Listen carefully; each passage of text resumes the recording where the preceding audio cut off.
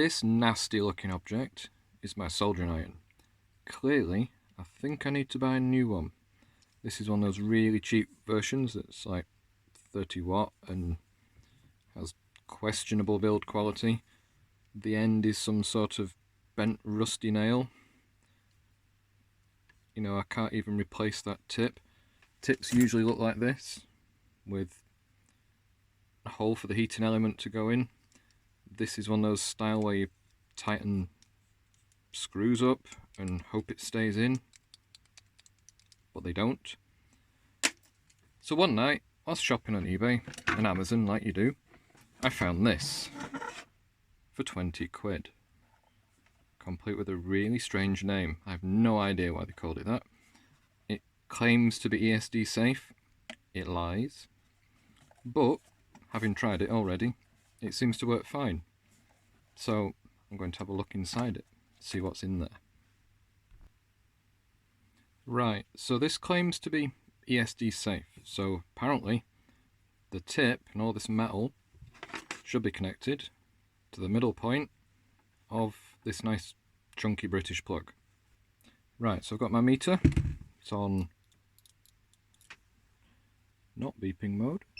A minute. So if I touch the earth pin, this bit should beep, but it doesn't. So the cheap 20 quid clone is lying. So let's open it up, see what's inside it. Now I've been in here once before and there's not a lot inside it, but it's made fairly decently. On the outside the case, it's a 937D+, 220 volt to 240, 70 watts, with one of those, because, you know, you get that, and apparently that makes it good. Do you reckon they have a person that just sits in a factory and sticks that on every object that goes past? There's a mystery hole, cables attached. At the front, it's got the volume knob, standard connector, and temperature reading. On the back, there's just 4 screws.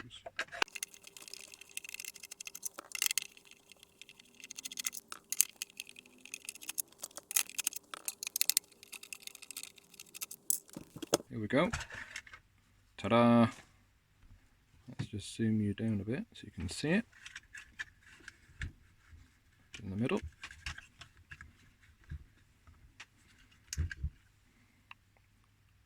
So we've got the mains coming in here. There's a switch. There's where it's earthed. So the transformer is earthed, which is always good, since we know how well some of these transformers can be made. So there is a nice separation there. One of these powers the logic, one of these powers the iron, and down there is another fuse. So there's a fuse in the plug, which is 5 amps, and there's a fuse here. And this one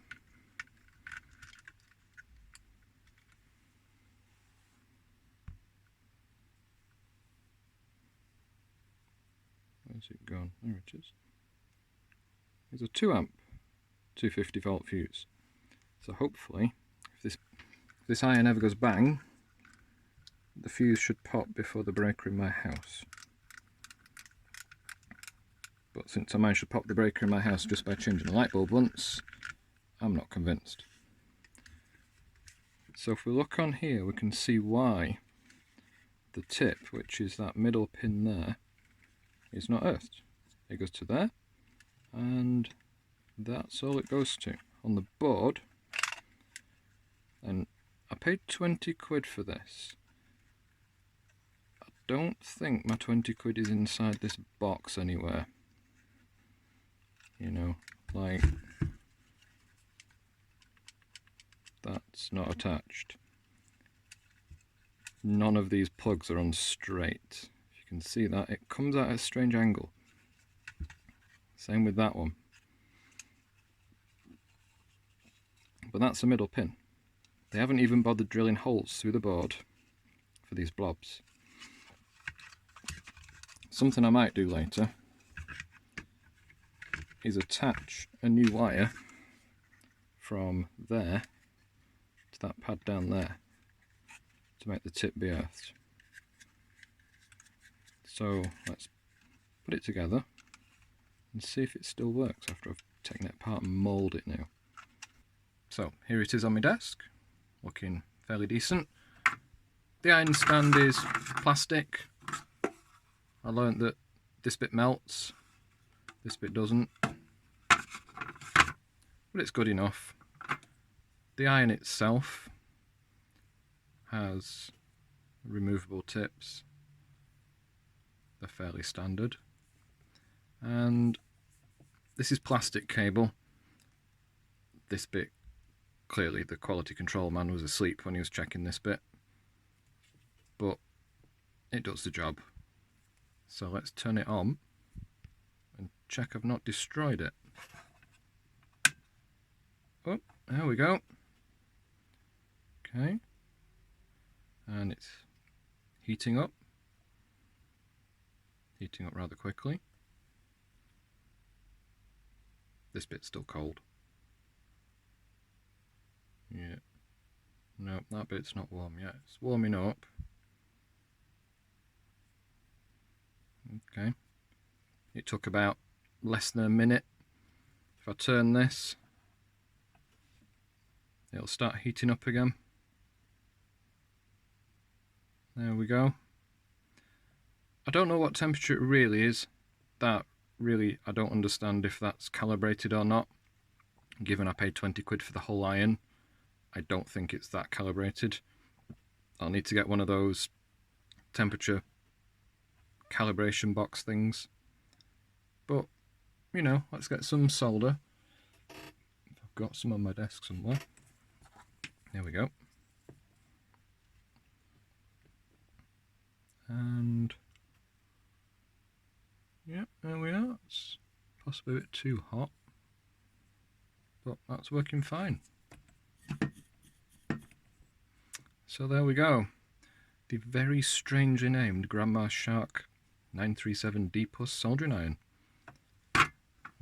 Right, the reason I bought this is because I bought a rather interesting little kit that I need to build, which comes in 1,000 million pieces. Some of the pieces are quite interesting.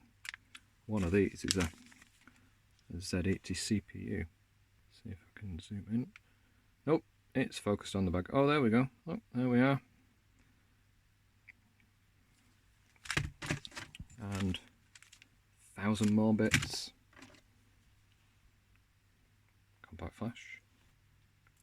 So this is the RC 2014 Z80 computer, which, seeing how there's quite a lot of soldering involved, I thought I'd buy a decent-ish, well, I hope it's decent-ish, soldering iron, that at least if I melt the tips off, I can get new ones, and the tip isn't some sort of rusty nail. So yeah, I'm building that later, now that I've got everything I need.